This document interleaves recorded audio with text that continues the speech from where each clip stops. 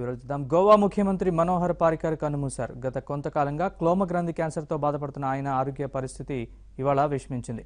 దీంతో ఆయనకు చికిత్స అందించేందుకు వైద్యులు ప్రయత్నించినా ఫలితం లేకుండా పోయింది.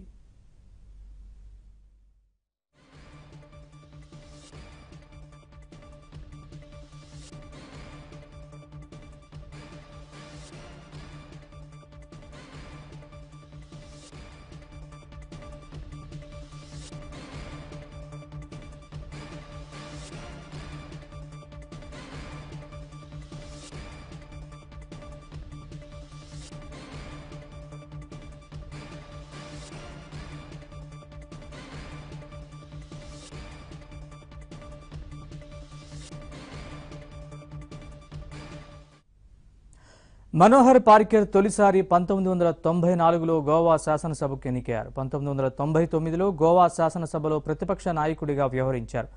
2000 అక్టోబర్ 24న తొలిసారిగా గోవా ముఖ్యమంత్రిగా బాధ్యతలు స్వీకరించారు.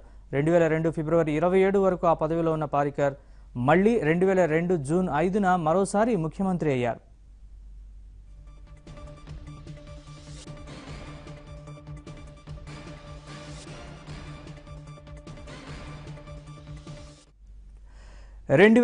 జనవరిలో నలుగురు భారతీయ జనతా పార్టీ శాసనసభ్యులు రాజీనామా చేయడంతో మైనారిటీలో పడ్డ ప్రభుత్వాన్ని కూడా తన చతురతతో నెట్టుకొచ్చారు. ఆ తర్వాత ఎన్నికల్లో కాంగ్రెస్ పార్టీ విజయం సాధించి దిగంబర్ కామత్కు సీఎం అయ్యారు. అయితే 2012 శాసనసభ ఎన్నికల్లో భారతీయ జనతా పార్టీ మెజారిటీ సాధించడంతో మరోసారి పారికర్ గోవా ముఖ్యమంత్రి అయ్యారు.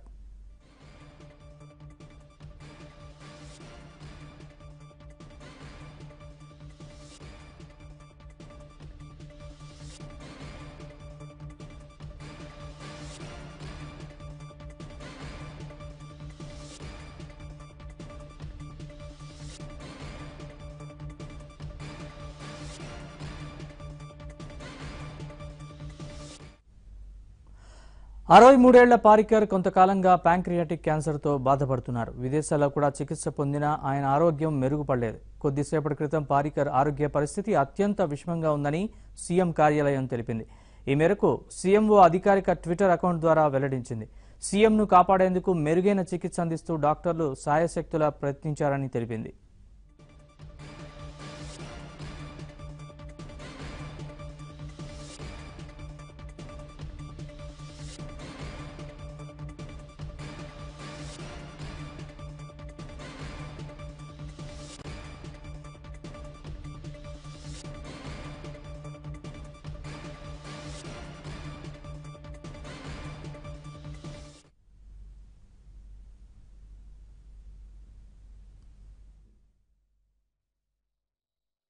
देखिए, बहुत बढ़िया उनका हमारा संबंध रहा है।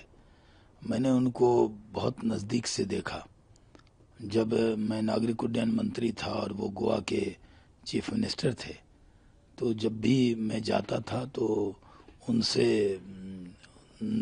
नया एयरपोर्ट बने, नया पुल बने, इसी में लगे रहते थे। बीमारी से संघर्ष करते हुए भी उन्होंने कहा था कि अपने सांस का एक एक पल इस देश की सेवा में लगाएंगे, और लगाया उन्होंने। इतनी बड़ी बीमारी होते हुए भी एक पल के लिए गोवा का काम और देश का काम उन्होंने रुकने नहीं दिया। मुझे अच्छी तरह याद है कि जब एपीजे अब्दुल कलाम साहब का देहांत हुआ तो मैंने उनको कहा कि मैं जाऊंगा उनके फ्यूनरल में। तो उस वक्त पर्रिकर जी को मैंने कहा कि देखिए, बहुत भीड़ होगी, मैं आपके साथ जाऊंगा, साथ में रहूंगा, साथ में लौटूंगा। गोवा में रखे थे और वो डिफेंस मिनिस्टर के नाते भी बहुत अपने विचार अलग रखे। चाहे वो कोई भी डिफेंस का मैटर हो, बड़े संदिग्ध से उसको सुलझाने की कोशिश करते थे। उसके देहांत से पॉलिटिक्स में खैर एक गैप वहाँ पर आया है, लेकिन हम इतना ही कहेंगे कि एक अच्छा पॉलिटिशियन को हमने खोया है। इसलिए मैं गहरा दुख व्यक्त करता हूँ और हृदयपूर्वक श्रद्धांजलि उनको मेरे ओर से, मेरे पार्टी के ओर से अर्पित करता हूँ।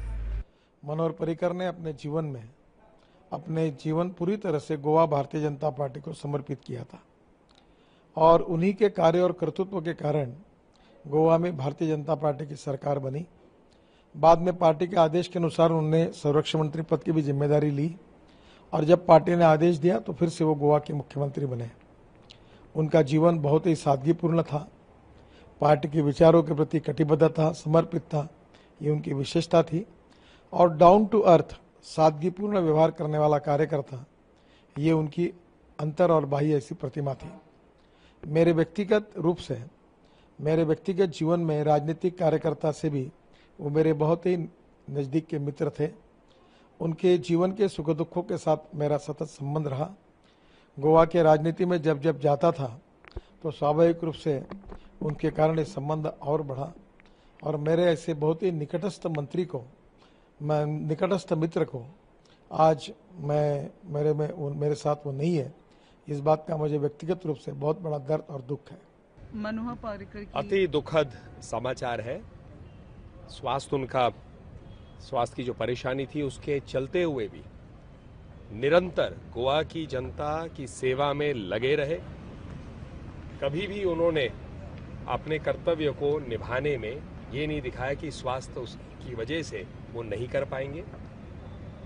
एक सज्जन पुरुष थे और मुझे लगता है हमारी पार्टी के और देश के लिए एक होनहार व्यक्ति आज हमारे बीच नहीं रहे।